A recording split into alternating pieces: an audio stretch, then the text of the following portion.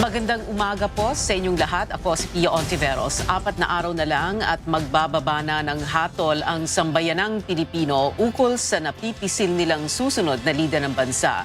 Sa pamamagitan ng forum na inorganisa ng Commission on Elections at kapisanan ng mga broadcaster ng Pilipinas, mabibigyan tayo ng huling pasilip bago ang halalan sa pangunahing agenda ng mga tumatakbo para sa pagkapangulo at pangalawang pangulo ng bansa.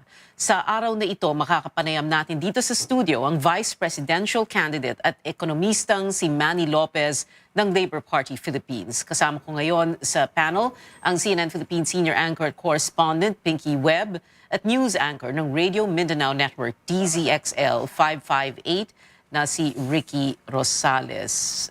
Mr. Lopez, welcome to the show and thank you very much po for coming here. Para po sa inyong opening statement, sakaling mahalal kayo bilang pangalawang pangulo ng bansa, paano po makakatulong sa pag-aano ng Pilipinas sa mga krisis na kinakarap nito ngayon? Meron po kayong 5 minutes, 5 minuto para sagutin ang tanong. Good morning, Ms. Hontiveros. Good morning, Ms. Webb and Ricky. Isang magandang umaga po sa inyong lahat. Ako po si Manny S.D. Lopez, kandidato ng Workers and Peasants Party, also known as the Labour Party Philippines. Kami po sa Labour Party ay naglunsad ng 10-point socio-economic development and political reform agenda upang bigyan tugon ang iba't ibang mga challenges and issues na hinaharap at haharapin pa ng sambayanang Pilipino sa mga darating na taon. Tayo po ay humaharap ngayon sa isang pandemya na wala pang kasiguraduhan kung kailan po ito matatapos. Ngayon po, ang pinakamalaking suliranin ng ating sambayanan ay ang economic recovery. Matagal na pong naghihirap ang mga Pilipino at mas marami pang naghihirap. Kaya't kami po ay maglulungsad ng isang comprehensive economic recovery program na bibigyan ng solusyon ang kahirapan, ang kakulangan at ang mga iba't ibang suliranin ng sambayanang Pilipino. Maraming salamat po. Alright, follow-up question, Mr. Lopez. Pinag-usapan niyo nga po yung sinasabi niyong economic recovery. Let's talk about MSMEs, ang sinasabi pong driving force for economic recovery. Ang MSMEs po dito sa ating bansa comprise over 90% or over 90% of the businesses here in the country. Ano ho ang nakikita ninyong programa para po matulungan at maprotektahan ang mga MSMEs dito po sa bansa? Definitely, ang MSMEs po represent the most important component of our national economy. At tama po kayo, they represent more than 90% of the business enterprises. And they also represent a big percentage of our fiscal revenues, as well as they contribute a lot to our national employment. And so, kailangan po talaga ang focus natin ay palakasin natin ang MSMEs at ang ating farming sector and among others. Ngayon po, being an economist, ako po ay nag-conceptualize ng isang comprehensive 3-point strategy upang bigyan tugon ang mga hinaharap na challenges ng mga micro, small, and medium-scale enterprises. And this is composed of, number 1, a new omnibus investment code to improve the way we do business in this country, to improve the productivity of our business enterprises, of our industries, and of our workers, through collaborative measures. And with that, I think we will be able to improve the comparative advantage or competitive advantage of the business scenario. With that, makaka-attract po tayo ng mas maraming investors, tayo po ay makaka-create ng mas maraming trabaho and opportunities across the regions. And second po, kailangan po natin ng isang simplified and I would say a bankruptcy law that is, that could be easily be used as a legal framework of struggling firms na hindi kayang magbayad ng mga experts sa bankruptcy law. Ang isa pong simplified bankruptcy law will be made available to struggling firms and individuals so they will be able to reorganize and continue on with their business with certain leeway, no? Para sila ay makabalik at makatayo muli at maka-recover from the impact of the pandemic. Dahil marami naman po dito sa mga MSMEs na ito ay na-bankrupt or malapit na ma-bankrupt because of the protocol that we have to observe. Marami po dyan ay kailangan isara for higher reasons, no? Including public health and safety. So pag meron po tayong legal framework na simple and that could easily be used to file for say a reprieve, then we will have to amend the FRIA law or the Insolvency Act that is more geared for bigger business enterprises. And lastly po, ako po ay nag-advocate ng loan programs designed for struggling firms and individuals. At ito po will be a loan program that will allow struggling firms and business enterprises and individuals para maka-access sa ating mga loan programs. Dahil available naman po ang pera, dahil ito ay provided for ng Bayanihan Act 1 and 2. However, the billions are just lying out there because, hindi ma-access because of the stringent requirements of the commercial banks, no? So kung struggling firm ka, nalulugi ka, parang napakahirap po or it's almost impossible actually to access loans. Now, but with a government guarantee, maari pong mas malawak ang mga business firms at mga individual na nahihirapan ngayon na maka-access ng loans. And we can course this through the commercial banking system with a government guarantee para walang palakasan. No? At of course, kailangan ang interest mababa with easy terms. So these three components put together will be able to help MSMEs in general. And when these MSMEs, our farming sector, as well as our professionals and individuals, are able to recover, then the broader national economy will be able to recover. We'll have more questions for you, Mr. Lopez. Sa pagbabalik po ng Comelec-KBP PiliPinas Forum, tatalakayin naman natin ang usapin sa kahirapan.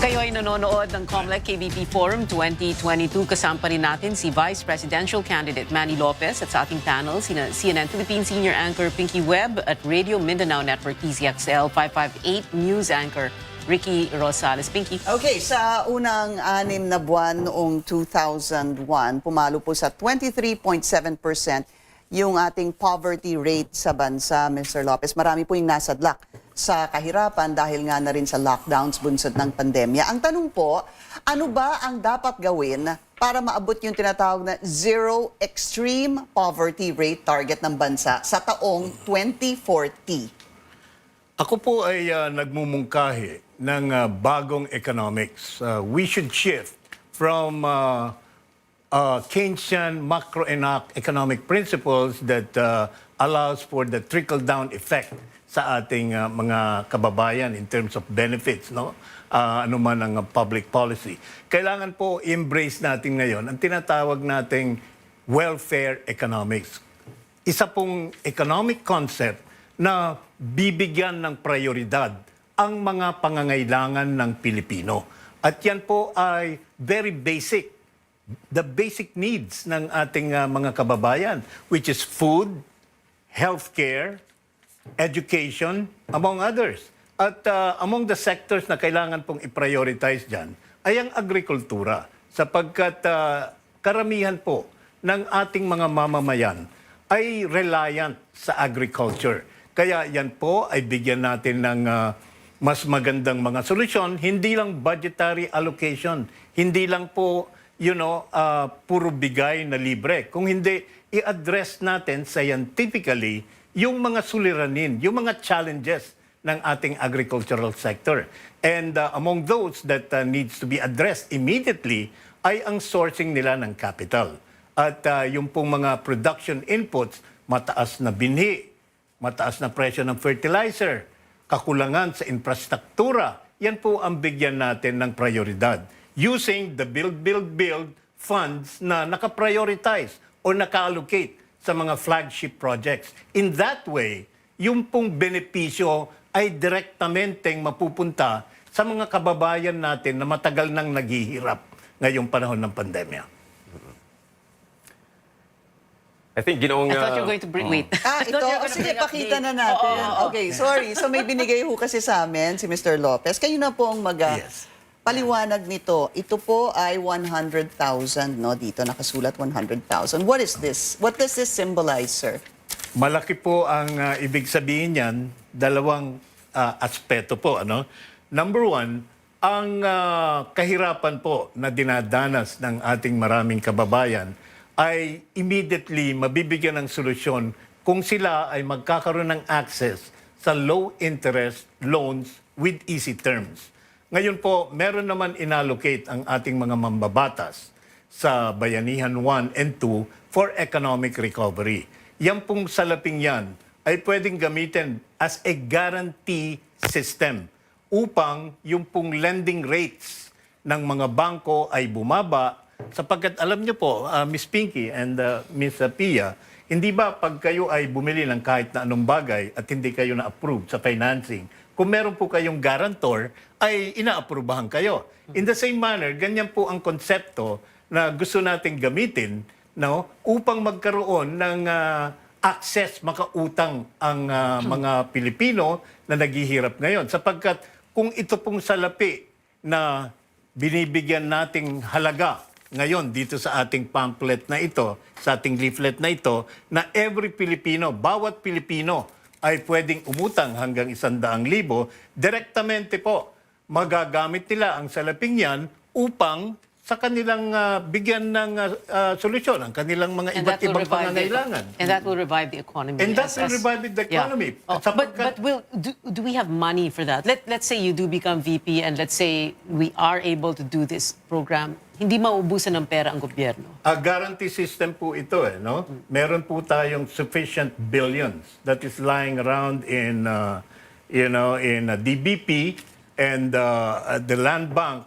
na pwedeng gamitin as a guarantee fund to lower the lending standards para mas maraming makautang, including yung mga struggling MSMEs, yung mga struggling na mga individuals and professionals na nahirapan sapagkat nagkaroon tayo ng maraming lockdowns, maraming nalugi. So with this microloan program na gusto ko pong ipatupad, ito po ay direktamenteng makakatulong sa ating mamamayan. Kanina nga, di unang sulyap natin, kala natin may bagong bill. Pero very quickly, sir, yes or no lang po, itong welfare economics na na sinasabi po ninyo, hindi po kasama doon, hindi po kayo pabor doon sa conditional cash transfer. Yung pong, Very briefly, sir, one sentence. hindi po ako masyadong kumbinsido doon. Yeah. Sorry. Not a good idea, you're saying. Ricky? Ginoong Manny, gusto rin namin pong malaman ang plano ninyo para sa mga OFWs, siyempre. Kamakailan po ay tila nagkakagulo itong ilang ahensya ng gobyerno natin pagdating sa Department of Migrant Workers. So ano pong plano ninyo if you win, Vice President Ginoong Lopez? How will you attract yung mga OFWs na dito pumunta sa atin to work at paano pararamihin ang trabaho dito for them? Yung pong 10-point socio-economic development and political reform agenda na aming inulungsad, yan po ay magbibigay ng kumpletong solusyon sa mga suliranin na ating na-identify during our engagement with the different academies, with the different interest groups, and yung iba't iba pong mga NGOs. Nandyan po sa aking website at www.mannysdlopez.com. Nandyan po ang detalye. Yan po ay, it consists of people empowerment, It consists of quality education, at ang isang pinaka-gist po nito ay isang comprehensive economic recovery program with a corresponding integrated agro-industrial resource management development And you're saying, sir, program. that is what will bring Filipinos home? Back home. Para hindi na Yes. ayaw na nilang, wala na may gustong magtrabaho sa abroad. Opo. Marami pong siguro mananatili rito kung meron trabahong mabuti dito. Ngayon po, kung wala naman trabaho, talagang sila ay magsisikap upang mabigyan ng income ang kanilang mga pamilya. So that will be something. If implemented, Ginong Lopez, how soon ito ay may ilatag ng maganda? At This ayos? will be a generational, time frame, sapagkat alam niyo po, ang ating mga suliranin naman ay systemic and cultural. Hindi po yan na mabibigyan ng solusyon in one administration. At lalong-lalong hindi po mabibigyan ng solusyon yan kung ang mga iluluklok nyo ay yung mga traditional politicians na pareho pa rin ang kanilang gagawin, kapareho pa rin ang mga policy programs na hindi talaga, bibigyan ng solusyon yung mga systemic ills na ating hinaharap.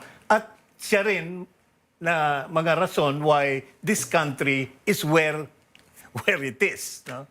Kaya po, kung malaki pong pagkakataon itong nabigay nyo sa amin, na magbigay ng ibang panukala na talagang magbibigay tugon sa mga suliranin ng ating bansa. Ito po ang Comelec-KBP PiliPinas Forum 2022. Pag-usapan natin ang takbo ng edukasyon sa bansa at ang tugon sa pandemya na tumama sa buong mundo. Sa pagbabalik po.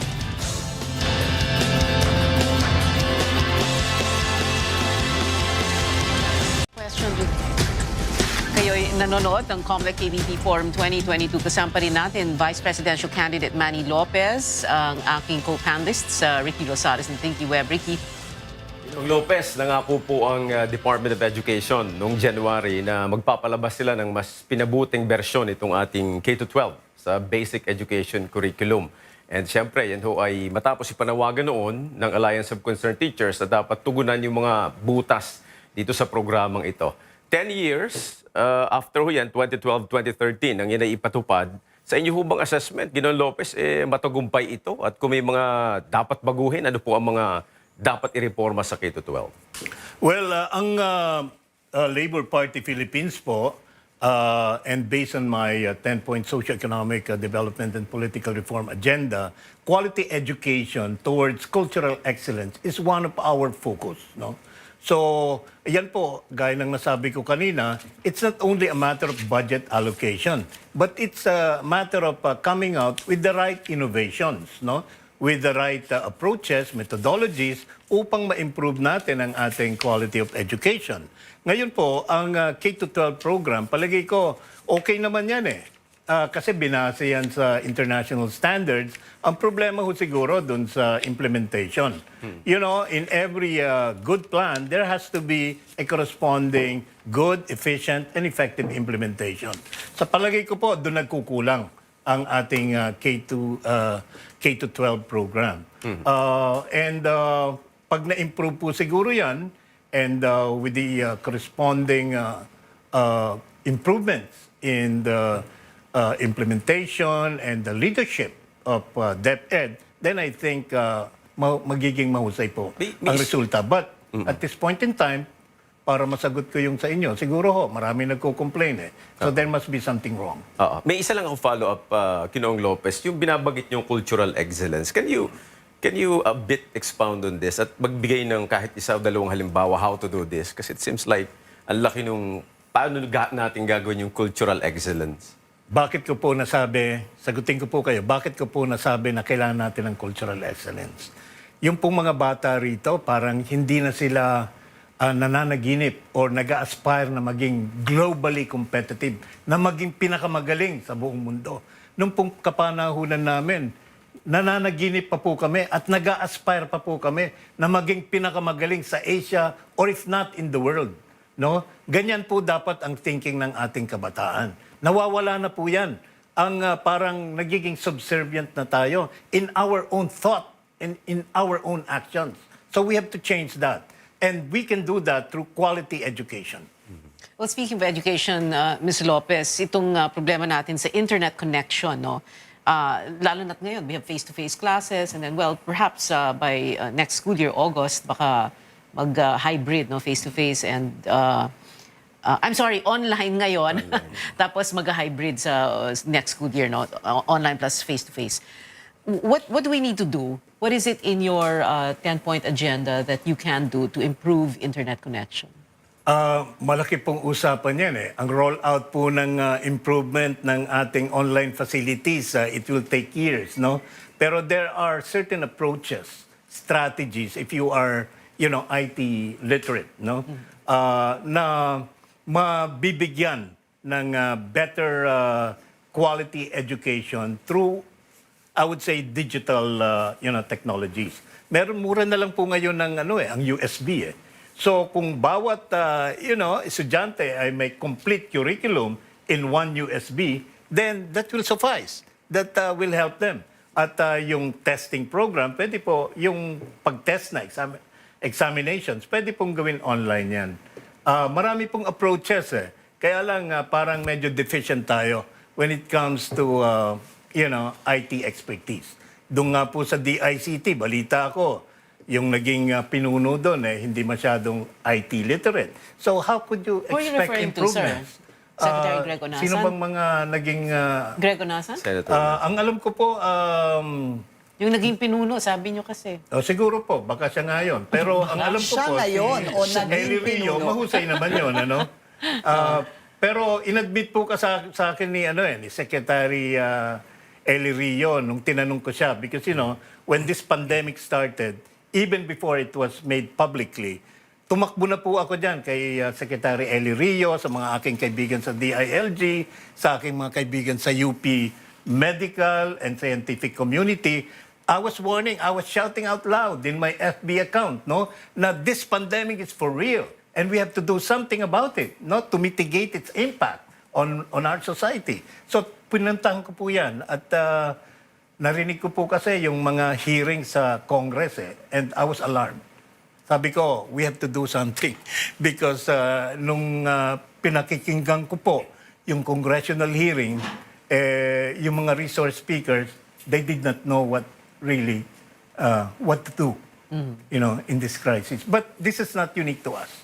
Even European countries and even the U.S. had that same problem. But, when the IATF tapped on the UP medical and scientific community, you can take notice, nagkaroon na improvements. Kasi nung mga generals lang, puro general problem ang kanyang mga solusyon, Puro mga lockdown, puro mga So, and, pandemic, you have to look at this thing in a holistic manner, In a very intelligent, efficient, and effective manner. And we can do this through private-public collaboration and tapping on the best minds in the country. If you tap the less than best minds, then you get less than effective solutions. So let's talk about the pandemic. Vaccinations, sir, 67.9 million so far have been vaccinated. Let's put it at 68 million. Pero yung boosters, 13 million pa lang po ang nagpa-booster shots. Sa harap po ng banta ng subvariants ng Omicron, yung BA.2.12, na nakitaan na po sa isang turista doon po sa norte, sa Baguio. Ano ho pa, what do you think government should do? What else should government do to encourage people to get boosted? I'm a veteran disaster planning and management advocate for the longest time, and microbiological hazard is just one of the many potential disasters that we will be facing now and in the future. Now, with regards to this will not pandemic be the last management, pandemic. with regards to this pandemic, we have proposed a science-based, cost-effective, and pragmatic approach, in managing the COVID-19 pandemic, as well as the variants that will be coming out. And I think my best strategy is get people informed how the viruses would actually affect us. We have to understand the viral life cycle. Kasi kung alam mo yung kalaban mo, alam mong gagawin mo from an individual to a community level approach. No? So that's the first thing that we have to do. Education, information. Secondly, our policymakers should be experts in their own right. 2.5 years na ngayon, kailangan alam na nila kung anong virus, yung mga checkpoint na titignan ng pulis, ano pong i-stopin ka, titignan nila kung may virus doon o wala. That's something that is a waste of time. But when it comes to the protocol, I think we have to be more effective and efficient. We could not totally go for public health and safety and sacrificing the economy. There has to be a balance. There has So to be you're a saying, balance. sir, that we just need to live with the virus, no, and figure things out along the way, which is what we're doing right now. But at the same time, sir, I also want to ask very quickly, no, dahil pinag-uusapan education and information, which for which we need the internet for better connectivity and even free Wi-Fi access. Very quickly, sir, what can you do about this? Is this something that you would like to work on? Yes, I think we have to deal with the industry leaders. No, we have to effect some changes in the national policy as far as rolling out our IT programs more efficiently. It will take maybe 2 weeks of your program for us to discuss every detail. 2 But weeks, I'm every day. willing to do that. Every day. Sa ano tayo, Ginoong Lopez, sa healthcare system, anong plano ninyo sa mga healthcare workers, pagpapalakas ng hospitals para mapalakas yung healthcare system? Meron po tayong short-term, medium-term, and long-term approach. I'll start with the long-term. We need more doctors, and we need to keep them here. No, healthcare workers. And how can we do that? We should provide scholarships. Mahal kasi magpa-doktor. Ako nga, anak ko, gusto niya magdoktora. Pero sa US kasi, I can't afford it. Sabi ko, umuwi dito. So if we are able to provide scholarships to have more doctors, nurses, and other medical practitioners, that would be the long-term solution. When it comes to hospitals, to the infrastructure, alam niyo po, yung pagpapagawa ng hospital, isang component lang yan. You need to equip it, you need to have systems and procedures in place, you need the expertise. No? You need the So staff. all of these things, we have to, plan it well. And you need the management expert po to do that. At nagbo-volunteer po ako to help the Filipino people realize this dream.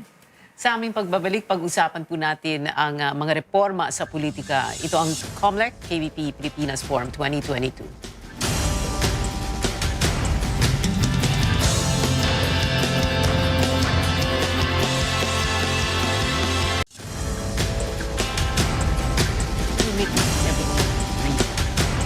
Ito po ang Comelec-KBP PiliPinas Forum 2022. Nakasala ngayon sa ating panel interview si Vice Presidential Candidate Manny Lopez. Kasama ko pa rin sina Pinky Webb and Ricky Rosales. Sa huling bahagi ng ating forum, sasagutin ng ating kandidato ang mga usaping politikal at sistema ng pamamahala sa bansa.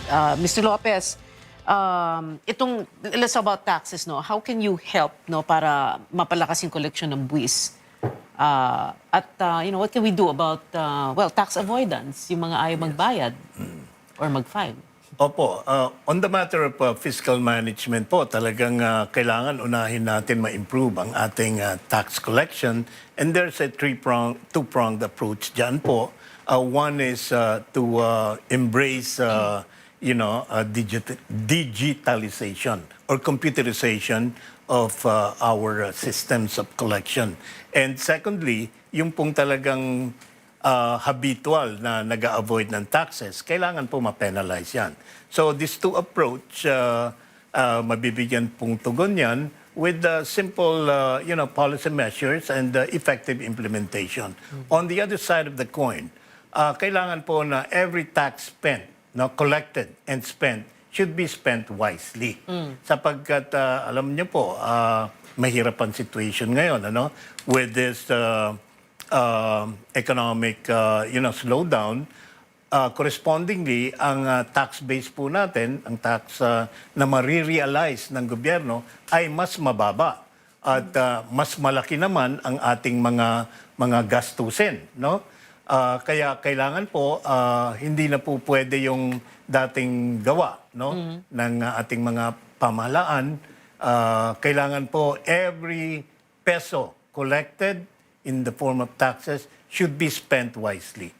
And kung madadagdagan ko lang po, yun pong mga politicians na nagpapangako ng bilyon-bilyon, hindi po maari yun.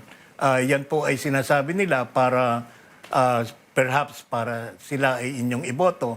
Ang magiging realidad po ay kailangan tayo ng mag-belt tightening, austerity program. Yun po ang magiging realistic na approach natin. Sir, very quickly lang po, no? So, di ba, we have, many are employed and therefore withheld na yung taxes, no, sa kanilang income. And then there are some people who say, no, but then why do we need to file the ITR? And then if we don't file the ITR, is that something that needs to be fixed or tama yon? What is the correct system ba talaga? In a regular performing economy, kailangan po talaga yon, no? Yung procedure na yon.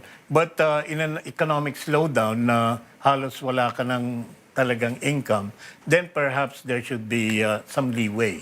Pero ang importante ho dito, tax compliance. Yun po ang kailangan nating unahin.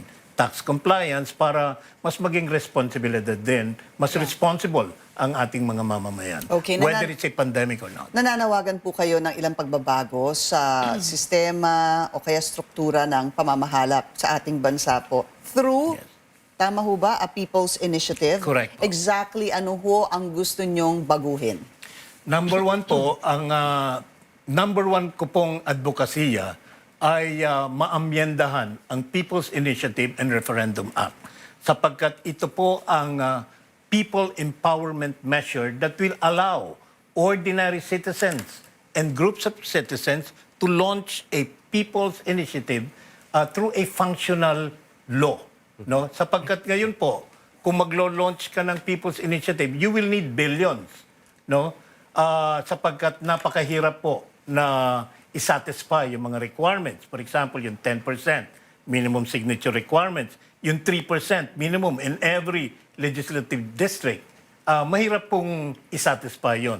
So what Ngayon you're saying, po, sir, ibababa natin yun? ibababa po yun at To what? kailangan yung pong implementing rules and guidelines will have to be easier, no? At meron po akong detalyadong programa, plano para dyan, So para from 10 magkaroon tayo ng functional People's Initiative So from law. 10 and 3% to what? From the 10%, siguro po, mga 5% or lower, kailangan po i-eliminate yung 3% minimum, no? Na makukuha mong botante in every district. Hindi po dapat kasama yon sa ano. At ang pinaka-importante po, yung implementing rules and guidelines, kailangan po, pag nag-launch ka ng People's Initiative, yung pong Comelec mismo, yun ang istasyon para mag-kolekta ng signatures. Okay. No? Okay. At yung pong mga barangay, kailangan magkaroon ng at least parang debate. No? Isang pro, a con, in every barangay. Bibigyan nila ng orasyon at schedule, parang mini CNN in every barangay. In that way, we will be able to articulate, our beliefs and our aspirations all the way down to the barangay level. And that is people empowerment. In form of educating them, Yeah. obviously. Yes. And Yeah. just very briefly, just one more additional question on political reform. Would you like to see a system where we do not have 10 candidates running for president and 9 for VP? Sobrang dami, hindi po ba? Yeah, parliamentary system po. Or kung if we, parliamentary, yeah, Okay. of the French model. So I think naging tradisyon na natin na magkaroon ng presidente. So I think we should have a president, pero yung structure of government still will be modified to a unicameral form. Doon naman tayo, Sir Manny, sa ugnayang palabas, foreign policy. Doon sa nakaraang vice presidential debate, you mentioned about independent foreign policy. At meron din kayo nabanggit sa isang panayam na ayaw nyo malagay tayo sa state of hazard.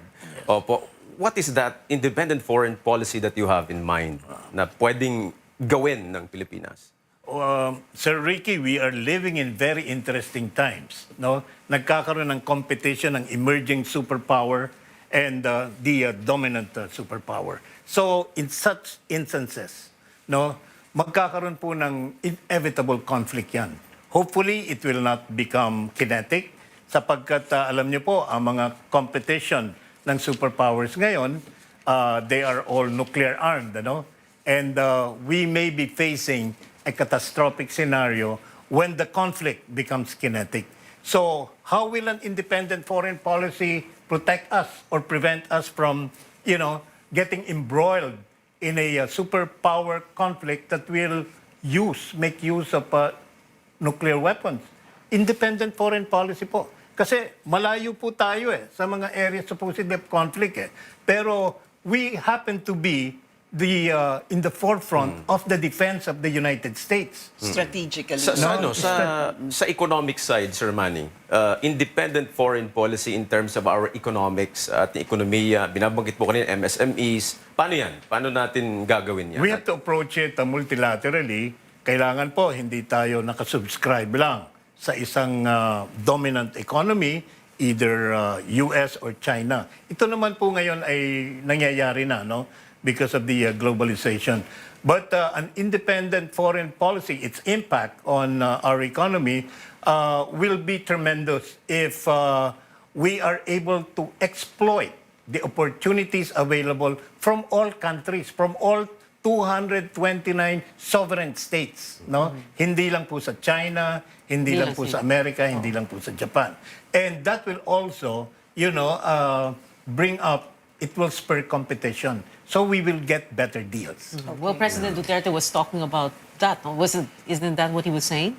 Na wag lang tayo dito sa Amerika, kausapin din natin China. Is that what you mean? Or is that different? Tama po, in a way, pero wag po masyadong parang lopsided sa China because there are opportunities everywhere. India can offer, certain opportunities that are not available from the perspective of the Chinese. So, a friend to all.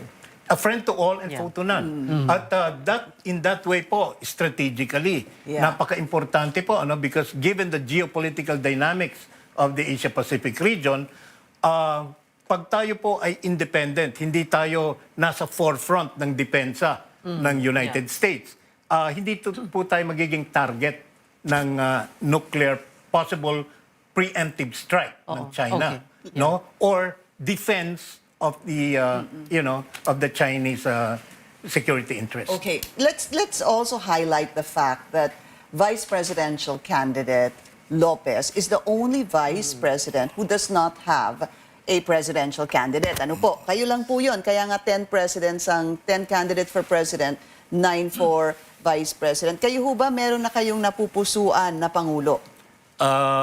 To be honest po, believe ako sa kanilang lahat, Pero meron po akong yung Na-eliminate 5-tier, na? Five. tsaka higher tier and lower tier. Okay. Yung Lower tier pong- meaning yun yung hindi nyo iboboto. Yung pong lower tier, hindi ko yun, wala na po sa aking Listahan. Radar? listahan Like sa radar. who? Okay, no? like who? Who have you eliminated from Isipin it? ko pa po muna kung maaari. Naisip naman. Pero yung pong Sige na. limang, yung Ganda pong ng sagot limang niyo nasa kanina. taas, kasi po, isa lang naman ang aking basehan Tatlo, He or she has to be the best, most qualified, Yeah. and most committed presidential candidate who will pursue the interest and welfare Yes. So of the who is Filipino that? people. Isipin ko pa po. I will Sir, meron na decide on it meron na siguro. kayong short list. Oh, no, let's talk about the short list na lang. Who is on your short list? Come on, sir. Marami ho nasa ilalim Nasa ilalim. nasa ilalim. Okay. Oo. So we're not talking about yung nangunguna Meron sa din po, survey. nasa taas ng survey. Pero karamihan po nasa ilalim. Come on, sir, share it. Unfortunately. Tayo lang to. No, it's interesting It was interesting to hear kanina. If I were to be honest po, talagang hindi ko pa talaga na kasi one man woman ba yun? Kaya gusto ko po talagang when I decide, talagang fully committed. Because I intend to support, I'm fully committed. That's my main commitment, to fully support the next president of our republic. All right. We've come to the end of the show. So, kukunin po natin ang inyong closing statement. Mr. Lopez, meron po kayong 2 minuto para doon. But the question here will be, kung ikaw ay mananalo pong vice-presidente, ano po yung mga hakbang na agad mong isusulong para bumuti ang buhay ng mga Pilipino? Although kanina, the whole show, we were talking about all of that. You can summarize it very briefly.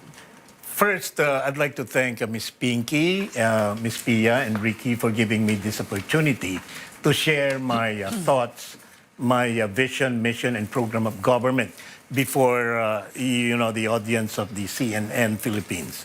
Isa pong And other malaking KBP and the networks, sir. KBP, the Kapisanan ng Broadcasters ng Pilipinas. Isa pong malaking karangalan na pribilehyo na mabigyan kami ng pagkakataon upang ma-share namin ang aming mga panukala.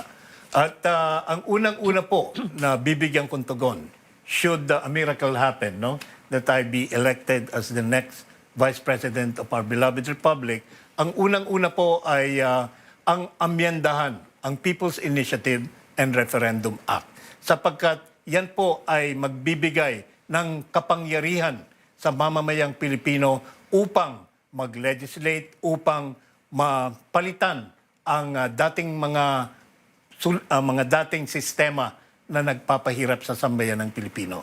And lastly po, kung ako po ay mabigyan ng pagkakataon, I would like to pursue the socio-economic recovery program of our country, and I could do that better if given the chance to work as perhaps as the Secretary of the Department of Trade and Industry.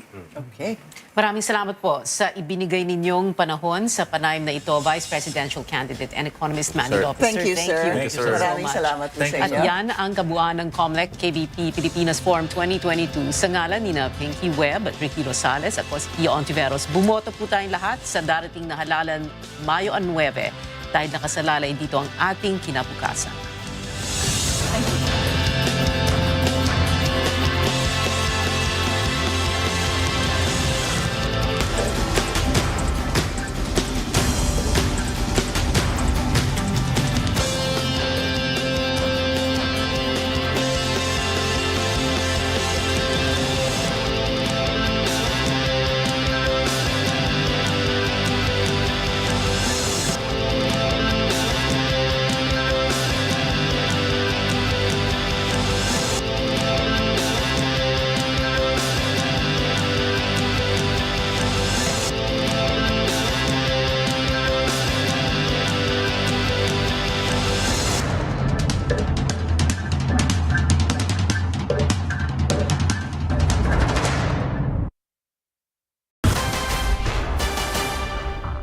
On May 9th, Filipinos will choose Is fitting, ready, and deserving to be the next their next set of leaders who will represent their hope for a better future.